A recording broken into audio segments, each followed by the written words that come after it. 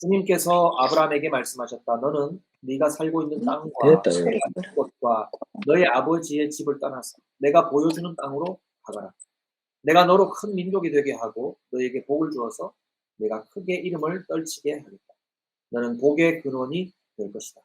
너를 축복하는 사람에게는 내가 복을 베풀고 너를 저주하는 사람에게는 내가 저주를 내릴 것이다. 땅에 사는 모든 민족이 너로 말미암아 복을 받을 것이다. 아브라함은 주님께서 말씀하신 대로 길을 떠난다. 롯도 그와 함께 길을 떠난다. 아브라함이 하란을 떠날 때에 나이는 75이었다. 아브라함은 아내 사레와 조카 롯과 하란에서 모은 재산과 거기에서 얻은 사람들을 거느리고 가나안 땅으로 가려고 길을 떠나서 마침내 가나안 땅에 이르렀다. 아브라함은 그 땅을 지나서 세겜 땅 곧 모레의 상수리 나무가 있는 곳에 이르렀다. 그때에 그 땅에는 가나안 사람들이 살고 있었다. 주님께서 아브라함에게 나타나셔서 말씀하셨다. 내가 너의 자손에게 이 땅을 주겠다. 아브라함은 거기에서 자기에게 나타나신 주님께 제단을 쌓아서 바쳤다. 아브라함은 또 거기에서 떠나 베델의 동쪽에 있는 산간지방으로 옮겨가서 장막을 쳤다. 서쪽은 베델이고 동쪽은 아이이다. 아브라함은 거기에서도 제단을 쌓아서 주님께 바치고 주님의 이름을 부르며 예배를 드렸다. 아브라함은 또 길을 떠나 줄곧 남쪽으로 가서 네겝에 이르렀다. 아멘. 오늘 말씀은 하나님께서 아브라함을 부르시는 장면입니다. 아브라함은 하나님께서 너를 복이 되게 할 것이다 라는 그 말씀을 듣고 또한 많은 자손과 많은 땅을 너에게 주겠다 하는 약속을 받았습니다. 이것이 전체적인 내용이죠. 아브라함을 보는 일반 사람들의 시선과 평가는 어떻습니까? 아브라함. 그 사람은 하나님으로부터 특별한 은총을 받은 사람, 특혜를 받은 사람, 요즘 말로 하면. 여러분, 그렇게 많이 여겨왔죠. 틀리지 않은 말이기도 하지만, 아브라함을 생각하면, 나도 그와 같았으며, 나도 아브라함을 닮았으며, 나도 아브라함이 하나님께 받은 은혜를 받았으면 하는 그런 이제 소원을 갖기도 하죠. 그 이유는 하나님이 그에게 거듭 나타나시기도 했고 그에게 약속하신 것이 우리에게 탐스러운 내용들이기 때문에 그렇습니다. 많은 자손을 주시겠다고 하고 좋은 평판이 많은 사람들에게 너의 평판이 널리 좋아질 것이다. 네가 큰 자가 될 것이다 하시고 또 땅도 주겠다 하시니까 땅 좋아하는 우리 사람들 아브라함의 그 복을 얼마나 받고 싶어 하느냐 이 말입니다. 이뿐 아닙니다. 여기에는 하나님의 축복과 저주의 복이 아브라함을 통해서 나타나는데 너를 축복하는 자에게는 내가 복을 내리고 너를 저주하는 자에게는 내가 저주로 갚아주겠다 하시니까 아브라함은 정말로 복의 복을 받은 데다가 누구를 만나든지 천하무적의 대상이 된 거죠. 그러니까 모두가 이 아브라함을 부러워하지 않겠습니까? 그래서 나도 아브라함과 같으면 좋겠다 하는 마음의 동기를 갖고 성경을 읽어봤더니 아브라함이 하나님께서 아브라함에게 왜 이렇게 잘 대해 주시나 이런 데 관심을 갖게 되고 성경을 보게 됩니다. 살펴보니까 아브라함이 하나님의 말씀을 좀 잘 듣는 것처럼 보여요. 너는 떠나서 내가 지시할 땅으로 가라 하니까 아브라함이 하나님의 말씀을 듣고 떠나서 하나님이 지시하는 땅으로 옮겨가는 실천이 보여요. 하나님의 말씀을 잘 들으니까 하나님이 이런 복을 주시지. 아브라함은 순종의 자세가 타고났어. 아브라함은 정말 하나님을 순종하는 사람이야. 이런 생각을 하면서요. 어떤 결론 내려요? 하나님 말씀 잘 들으면 조건절이죠. 하나님의 말씀을 잘 들으면 하나님이 이런 복을 주시는구나. 이렇게 되는 거예요. 여러분 이 얘기는 일부분은 맞지만 일부분은 틀린 표현입니다. 제가 앞에 얘기한 것의 절반은 맞고 절반은 틀려요. 물론 하나님께서는 사람의 순종을 매우 높게 평가하셔요. 사람의 순종을 귀하다 하시죠. 아브라함이 하나님의 말씀을 따라서 행동한 것을 우리의 모범을 삼아도 좋아요. 아브라함이 순종한 것처럼 나도 순종하겠습니다. 이런 묵상도 좋습니다. 그러나 나머지 절반 놓치지 말아야 할 것은 무엇이냐면 하나님께서 사람의 행동을 따라서 복을 주시지 않는다는 사실. 하나님은 사람의 행동 유무를 따라서 그의 복을 결정하시지 않아요. 그것은요, 아브라함을 부르는 시작점을 봐야 돼요. 아브라함은 바벨론의 우르에서 나온 가족의 아들이었습니다. 그 이끄는 가족의 아버지이기도 하고 할아버지는 데라였습니다. 이 에소포타미아 남부, 여러분 우르 남무 왕이라는 왕 세계사 공부할 때 들어봤습니까? 우르 3왕조에서 수메르 왕국을 통일시킨 강력한 왕. 그러니까 각 도시 국가마다 수메르 지역에서 그 도시 국가가 강성해질 때마다 그 지역을 통합하면서 지배해요. 그래서 우르 지역에서 우르 남무라는 사람이 그 지역을 통일한 시대가 있었습니다. BC 2000년 정도의 시기에 그 나라 도시 국가는요, 무엇을 섬기는 나라냐면 달의 신을 섬기는 나라였어요. 달의 신. 그래서 고고학 그 자료를 보면은 그 원통령 인장을 진흙판에 이렇게 돌려서 도장 찍은 그런 여러분 그 토판을 본 기억이 있을까 모르겠습니다. 보면은요, 한 왕자에 이렇게 앉아 있고 그가 손을 내밀었는데 그 위에는 달이 그 왕의 손 위에 이렇게 떠 있어요. 그러니까 달의 신이 그 왕의 통치를 지지하는 거죠.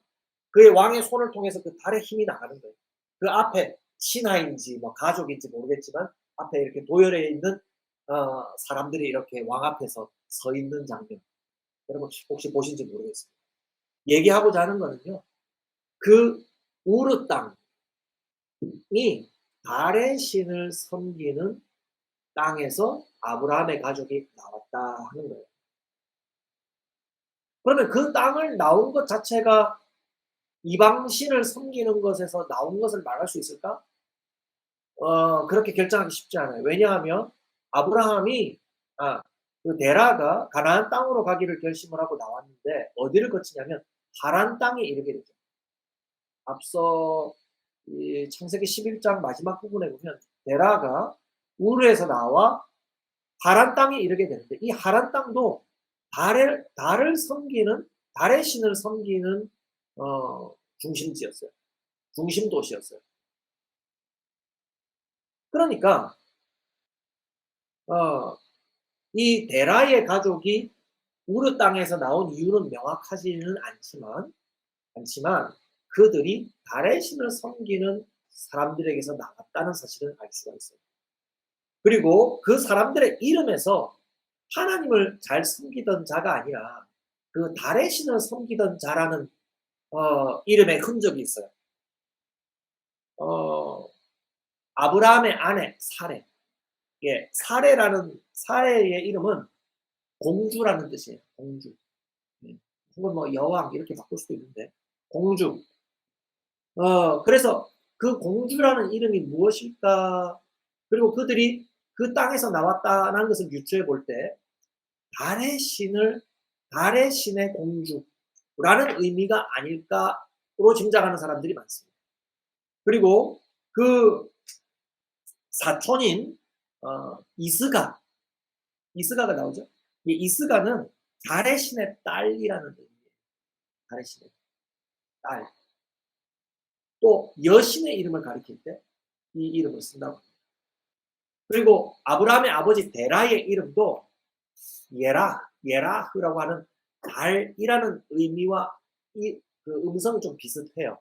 그래서 이름의 느낌 자체가 이름을 지은 느낌 자체가 그런 이방신을 섬겼던 이름의 흔적들이 이름에다가는 자기가 섬기는 신의 축복을 의미하는 이름을 담곤 하죠. 하나님의 축복이라든지 너는 예수님을 따르는 자가 되어라. 주님을 잘 섬기는 자가 되어라 하면서 뭐 이름을 주신이라고 짓기도 하고 뭐 그렇잖아요. 주님 주자 넣어가지고 이름 짓곤 하잖아요. 그런 식으로 된다는 거예요. 그래서 보니까 아브라함과 사레의 이름은 나중에 아브라함을 아브라함이라고 이름을 바꿔주시고 사레의 이름은 사라라고 이름을 하나님이 바꿔주시죠. 그래서 이름을 바꾸시는 의미도 그런 데 있지 않은가 추측해 봅니다. 자, 제가 지금 뭘 얘기하면서 이걸 얘기하고 있어요. 하나님께서 사람의 행동을 따라서 복 주시지 않는다 라고 하는 내용을 설명하고 있습니다. 이 사람들은 본래 미신, 무속신, 하나님 아닌 다른 이방신 섬기던 사람들, 좀 심하게 표현하면 거기에 푹 빠져서 자식들 이름도 그런 식으로 짓던 사람들, 거기에 따라서 거주할 땅도 정해 오던 사람들이라. 우르에서 나왔는데 또 달의 신을 섬기는 중심 도시인 하란 땅에 머물러서 아예 데라는 거기서 나올 생각하지 않고 아예 거기에 정착해버립니다. 아브라함은 하나님의 말씀을 잘 듣는 사람이었을까? 저는 그렇게 간단하게 정해버리기는 좀 어렵다고 생각해요. 무속신을 섬긴 지 75세가 되었을 때에 하나님이 아브라함을 불러내셔요. 그러니까 여러분, 우리 중에서 75세가 되신 분이 있나요? 없죠. 바로 75세가 되신 분을 그 생활 습관이나 그가 가진 생각들이나 그가 가진 습관들이나 그런 거 한번 바꾸려고 한번 시도해 보십시오. 그거 쉽지 않습니다. 그가 가진 사고방식, 그가 가진 생활 습관, 예, 그가 입는 옷의 종류, 옷을 입는 방식 이런 것들을 바꿀 수가 없어요. 사고방식 바꾸기가 그렇게 어렵다 하지 않습니까? 그렇게 75년이 되도록 무속신에 푹 빠져서 지냈던 사람이 하나님이 부르신다고 하나님을 알고 잘 순종하는데 여러분 얼마나 많은 시간이 걸릴 것인가. 여러분 한번 생각해 보세요. 사람이 그렇게 한순간 바뀌지 않습니다. 참된 것을 깨닫고 뉘우친 듯 보이지만 곧 옛날 습성이 나와서 나와 함께 있는 사람들을 또한 괴롭히는 사람이 바로 우리예요. 그런데 한번 가정해 보세요. 하나님께서 그 불확실한 사람들의 행동에다가 그 행동에 따라서 복을 주신다면 여러분 그 복을 확신할 수 있겠습니까? 오늘 이렇게 예배 잘 드리고 하나님의 뜻에 따라서 잘 살겠습니다. 이렇게 결심하고 눈물까지 쏙 빼면서 기도했다고 가정해 보세요. 월요일, 화요일 지나면서 우리는 다시 옛사람으로 돌아갈 때가 있구나. 다시 성내고 다시 다투고 다시 속상해하고 다시 우울해하고 그 마음이 하나님을 떠나는 것은 너무나 신속하다. 그렇기 때문에 불확실한 그 사람에 맞추어서 복을 결정한다면 우리는 그 복을 확신할 수가 없어요. 그래서 오늘 본문을 자세히 다시 보니까 하나님이 아브라함을 부르시고 강조하시는 단어가 무언가 한번 보세요. 1절에서 3절까지 나오는 그 9절에서 가장 많이 나온 단어가 뭐예요? 뭐 가거라. 또요. 정말 많이 나오는 단어 찾아보세요. 복, 땅, 떠나라. 좋습니다. 예. 박 지사님 마이크 꺼서 안 들려요. 너. 딩동댕. 영원이가 했는데. 골든벨을 울려야겠는데. 예. 자, 하나 맞추셨습니다. 너가 제일 많이. 하나님이 아브라함을 축복하시는 근거는 하나님 자신이고 그리고 그 방법은 너를 지명합니다. 너예요. 내가 너에게 복을 주겠다. 하나님 저는 좀 이상한 사람인가 하나님 모르십니까? 하나님 저는 바로 오늘 아침 예배 드리기 직전에도 죄 짓고 왔습니다. 저는 오늘 예배 드릴 자격도 없어요. 여기 앉아있을 자격도 없어요. 저는 오늘 어제도 그저께도 하나님, 저를 다 아신다면 저를 축복하실 수 없죠. 아니, 내가 그것 때문에 복 준다는 게 아니라 내가 너를 복 주겠다니까. 내가 너에게 복을 주겠다니까. 그 복을 주겠다고 결심한 자가 바로 나라니까. 내가 너를 나의 복으로 삼겠다니까 하면서 아브라함에게 명령법으로 말씀. 오늘은 복이 될지라, 복의 근원이라, 뭐 이런 식으로 표현되어 있는데, 저는 웬만하면 원어 공부 잘 안 하고 싶은데, 원어에는요, 명령법으로 되어 있어요. 너는 나의 복이 되어라. 복이 되어라. 라고 명령되어 있어요. 하나님 명령하시는 것은 곧 예언이죠. 이루어지는 거예요. 너는 복이야. 그것이 하나님이 아브라함이 하나님의 복이 되도록 만들어 가시는 방법이라 이 말입니다. 다른 것이 개입할 여지가 없어요. 그렇기 때문에 하나님이 주시는 복이나 하나님이 복을 주시는 조건을 우리 사람 생각대로 그렇게 단순하게 조작해서는 안 돼요. 안 돼요.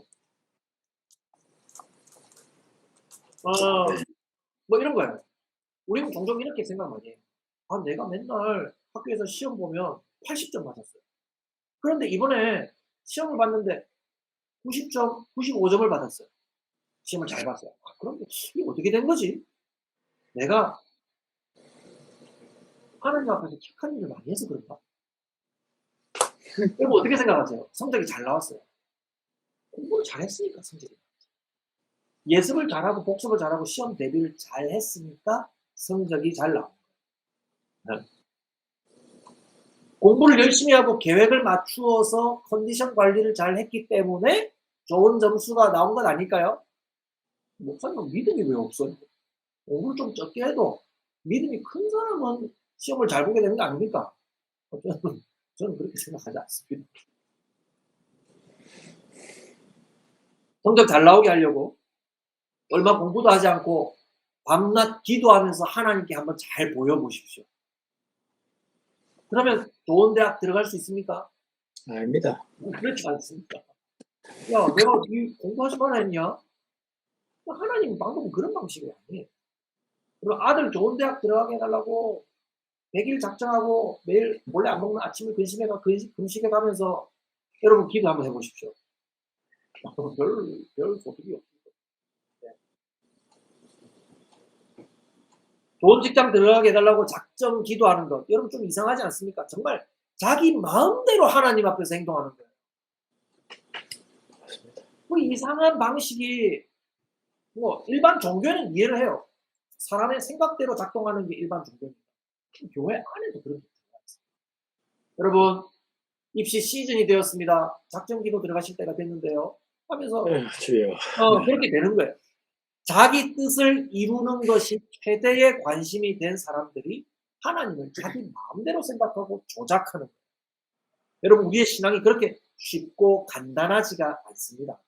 이 신앙은 하나님이 나를 꼭 집어내어서 내게 복을 주었다 하신 것을 알고 하나님이 주신 복으로 살아가는 것, 여기서부터 하나님을 따라가는 신앙이 시작되는 겁니다.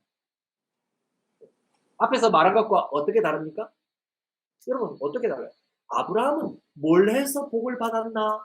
이런 관심 자체가 조금 어긋나기 시작한 거예요. 아브라함은 뭘 해서 도대체 하나님이 아브라함한테 그렇게 잘 대해주신 거지? 이 질문 자체가 조금 어긋나기 시작한 거예요. 그게 아니에요. 하나님은 아브라함을 지명해서 주십니다. 하나님이 조건 없이 그에게 복을 주셨고 아브라함은 점점 하나님의 뜻대로 변모되어 가면서 한 번에 안 바뀌어요. 75년 동안 이방신을 섬겼는데 어떻게 계속해서 거짓말도 하고 옛날 습관 나오고 하나님 말 안 듣고 뱅글뱅글 돌면서 점점점 믿음의 사람으로 변모되어져 갈 거라는 거예요. 그게 아브라함이 뭘 잘해서 그래요? 하나님이 불러내셔서 하나님이 훈련시키는 데 따라서 복을 받아가는 것이죠. 그 차이를 이해해야 됩니다. 여러분 그러면 아브라함이 받게 되는 그 복은 무엇인가? 이 한 가지만 정리해 볼게요. 역시 우리가 좋아하는 대로 해석해서는 안 돼요. 나도 아브라함처럼 복 많이 받았으면 좋겠다 할 때 떠올리는 것은 기적을 경험하고 능력이 뛰어나게 되는 것을 생각할 겁니다. 여기 말하는 능력은 이런 거예요. 기술이 좋아지고 다른 사람이 없는 특별한 재능을 가지면서 외모와 인기를 누리는 겁니다. 그것에 따라오는 재물은 말할 것도 없습니다. 여러분 그런 능력 많으면 좋겠죠. 저도 그럼 참 좋겠어요. 그런데 아브라함은 나중에 부자가 되기도 하지만 하나님의 부르심을 받고 한 곳에 정착하지 못하고 계속 옮겨 다니는 생활이 시작돼요. 그리고 기근이 들어서 매우 강해지고요. 그 가정에 말할 수 없는 가족 간의 상처도 남아요. 아내를 빼앗겨요. 아내를 권세자에게 거듭 빼앗겨요. 아내에게 어떤 원망이 있을까요? 저는 상상도 안 됩니다. 나중에 부자 된 것을 복받은 것처럼 보일지 모르겠지만 가족들을 제대로 이끌고 다니면서 잊지 못할 상처를 가족들에게 남기고 여러분 살면서 계속 그거 핀잔받지 않겠습니까? 부인에게 아버지는 왜 우리한테 이렇게 했습니까? 당신은 왜 나한테 이렇게 했습니까? 그럼 핀잔이 안 따라오겠어요? 계속 아브라함이 감당해 가야 될 거예요. 여러분 그게 아브라함이 하나님의 형통한 복을 받은 것처럼 보입니까? 우리 기준에는 아브라함이 돈 많이 벌게 된 거 그것만 보이죠. 그런데 그 속에서 고통하고 힘들어하는 그 아브라함의 잘잘못에 대한 상처들을 우리 헤아리지 못하죠. 난 더 이상 남편 못 믿겠다. 나는 더 이상 아버지 따라다니지 못하겠다 하고 가족들이 다 달아나지 않은 것이 신기할 따름입니다. 아브라함을 하나님이 복을 주신 다음에 그의 행동에서 두드러진 것이 아브라함이 복받기 시작한 시작점인데 그것이 뭔가? 여러분 성경 본문을 관찰하면 보셨을 겁니다. 하나님께 예배를 드리기 시작하는 사람이 된 거예요. 네. 그가 갑자기 돈을 많이 벌게 됐다든지 네, 갑자기 땅이 많이 생겼다든지 뭐 이런 게 아니라 아브라함에게 보일 수 있는 증거 중에 하나는 아브라함이 하나님의 이름을 부르면서 예배하는 사람이 되었다는 거예요. 정착하지 못하고 이동할 때마다 옮겨 다니는 것이 하나님의 뜻인지는 확인할 수 없지만 이동할 때마다 거기서 제단을 쌓아서 하나님께 예배했습니다. 그렇기 때문에 아브라함이 하나님께 받은 복은 조건 없이 지명받아서 복을 받기 시작한 것은 첫 번째이고 그가 받은 복이 다름 아닌 하나님을 얻은 거예요. 하나님을 얻은 거예요. 아멘. 믿음 없는 사람은 이게 뭐야? 기껏 기다렸는데 하나님이라고? 이런 생각하는 분이 계실지 모르겠어요. 아유 또 목사님 또 결국 결론은 하나님이네. 그럼 아직 하나님이 우리에게 주시는 영광과 존귀가 뭔지 모르는 거예요. 아브라함이 받은 복은 다름 아닌 하나님이었어요. 하나님이 그의 복이었어요. 여러분 여기에 다른 것이 개입해서는 안 됩니다. 세상의 종교에 물든 사람은 하나님으로 기뻐하지 못해요. 그래서 거기에는 꼭 자기가 좋아하는 것이 개입되어야 해요. 내 마음을 위로해 주시는 하나님, 나의 지능을 높여주시는 하나님, 내 앞날을 도와주시는 하나님, 많이 표현할 수 있겠죠. 여러분 잘 포장되어 있고 매우 우리의 감성을 자극하지만 여러분 그에게는 가장 기쁜 것이 하나님이에요, 자기 자신이에요. 자기 자신이죠. 잘 분석해보세요. 자기 자신이에요. 하나님이 내 말 잘 듣고 나를 잘 위로해 주시고 나의 지능을 높여주시고 나를 안전하게 내가 생각하는 안전에 거하게 해 주셔야 하나님은 비로소 나의 기쁨을 받을 것입니다. 내가 하나님을 존귀하게 영광 돌릴 것입니다. 이런 엉터리 말이 내포되어 있는 거예요. 하나님 우리 위로해 주셔요. 우리에게 필요한 것도 주셔요. 우리를 안전하게 해 주셔요. 그건 맞아요. 그런데 출발점이 잘못됐다는 거예요. 하나님이 그래서야 내게 가치 있게 평가받으실 것이라고 하는 마음이 있다면 그건 잘못돼요. 하나님을 기뻐하는 것이 아니라 나를 기뻐하는 거예요. 본문 속에서 많이 표현된 단어는 떠나라는 명령이에요. 떠나라. 누군가 말씀하셨죠? 떠나라는 명령도 많이 나와요. 그것은 하나님이 멀리 여행 다니라는 말씀이네. 혹은 이주해라는 말이네. 또는 다른 데 우리는 다 선교 가라는 그런 얘기인가? 그런 거 아니에요. 나중에 나올 때마다 또 얘기하겠지만 이거는 선교사로서의 부르심 그거와 좀 달라요.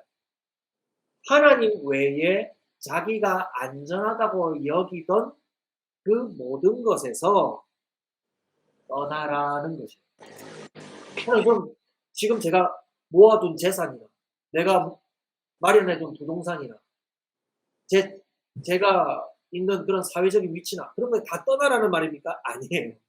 새겨들어야 됩니다.